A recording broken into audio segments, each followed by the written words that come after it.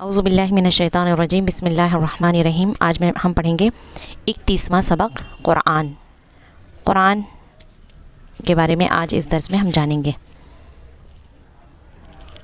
قرآن مجید اللہ کی وہ آخری کتاب ہے جسے اس نے اپنے آخری نبی حضرت محمد مصطفیٰ صلی اللہ علیہ وآلہ وسلم کا معجزہ بنا کر نازل کیا۔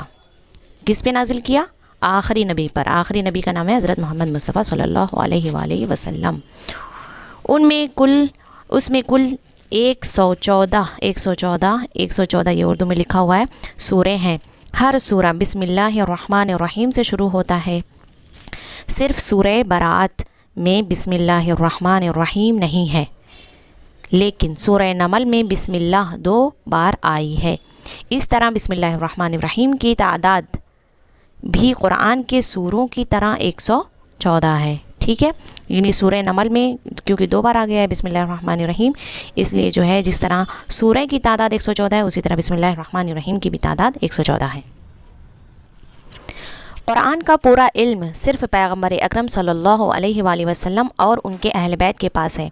ان کے علاوہ کسی کو پورے قرآن کا علم نہیں ہے۔ ٹھیک ہے، پورے قرآن کا اگر علم دیکھا جائے تو صرف پیغمبر اسلام کو ہے اور ان کے اہل بیت کو ہے۔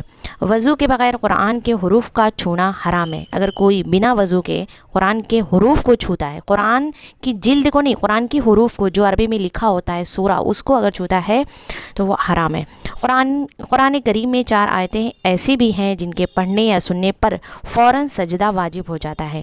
جن سوروں میں یہ آیتیں ہیں انہیں عزائم کہا جاتا ہے۔ دیکھیے آج ایک نئی بات پتہ چلی نا، شاید آپ لوگوں کے لیے نیا ہو اور بھی بہت سارے لوگوں کے لیے نیا ہوگا کہ جن سوروں میں یہ آیتیں ہیں انہیں کیا کہا جاتا ہے؟ عزائم کہا جاتا ہے، یعنی جن آیتوں کو پڑھنے سے سجدہ واجب ہو جاتا ہے انہیں کہا جاتا ہے عزائم۔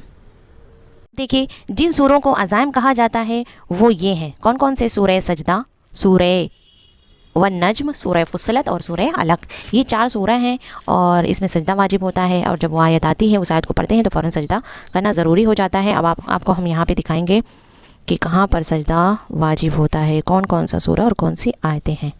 دیکھیے آپ یہاں پہ جن آیتوں کے پڑھنے یا سننے سے سجدہ واجب ہو جاتا ہے ان کے نمبر یہ ہیں: سورہ سجدہ آیت نمبر 15، سورہ فصلت آیت نمبر 38، سورہ والنجم آیت نمبر 62، سورہ علق آیت نمبر 19۔ ٹھیک ہے، قرآن حضرت محمد مصطفیٰ صلی اللہ علیہ وآلہ وسلم کا وہ معجزہ ہے جو قیامت تک باقی رہے گا، کیونکہ آپ کی رسالت قیامت تک کے لیے ہے۔ قرآن اتنی عظیم کتاب ہے جس کا جواب ساری دنیا مل کر بھی نہ تو آج تک پیش کر سکی ہے اور نہ قیامت تک پیش کر سکے گی۔ یہ اسلام کی سچائی کی سب سے بڑی دلیل ہے۔ ٹھیک ہے، کہ آج تک قرآن کے مقابلے میں کوئی نہیں آیا۔ دنیا کا کتنا بھی دولت مند، کتنا بھی طاقتور انسان ہو، اس نے قرآن کو چیلنج نہیں کر پایا، بلکہ قرآن خود چیلنج کرتا ہے، اگر تم لا سکتے ہو میرے مقابلے میں تو لے کر آؤ۔ لیکن آج تک کسی نے بھی اس کا مقابلہ نہیں کیا ہے۔